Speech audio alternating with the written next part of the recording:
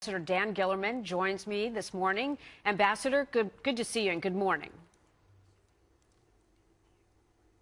Good morning, Jamie. It's good to be with you. I know we have a slight delay, but let me start by asking you, does President Obama walk a tightrope here? How difficult is it for him to show the kind of support, unshakable, he told Benjamin Netanyahu, and at the same time be firm enough to leave all options on the table if, in fact, Iran were to attack? Well, I don't think this is a tightrope act, Jamie. I think that this is a very, very clear path that the president has to take.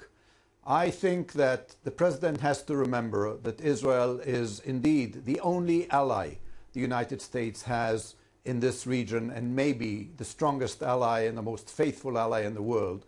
Israel has never, ever asked the United States to fight for it. It has never asked the United States to defend it. It has never asked one single American soldier to die for it, and none did.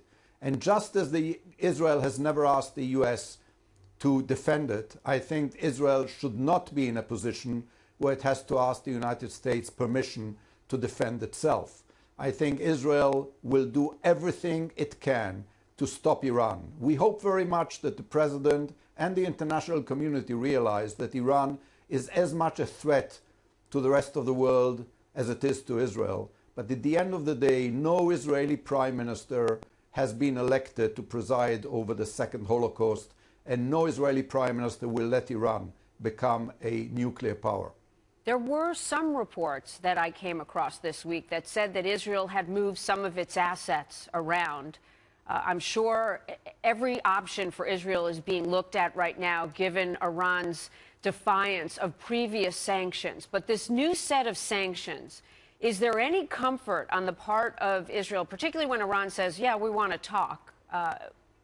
Are you pulling back? Or do you feel that things are proceeding and, God forbid, a million times, Israel would be ready?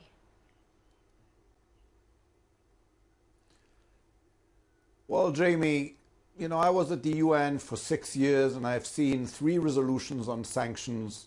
And that was as far back as 6 or 7 years ago. These sanctions have so far not made Iran detract or go back on its nuclear program. I don't think these further sanctions will.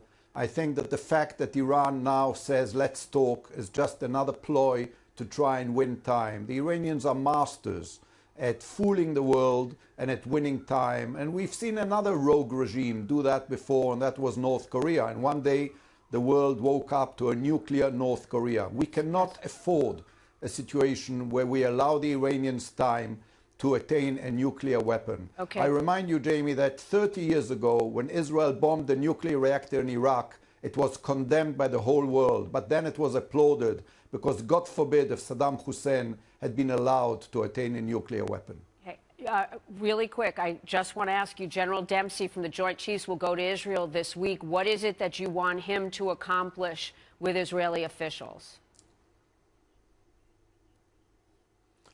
Well, there is very close cooperation between Israel, the Israeli military and the US military, and General Dempsey is a close friend, and I'm sure that he and our Chief of Staff will have very serious discussions about all the options.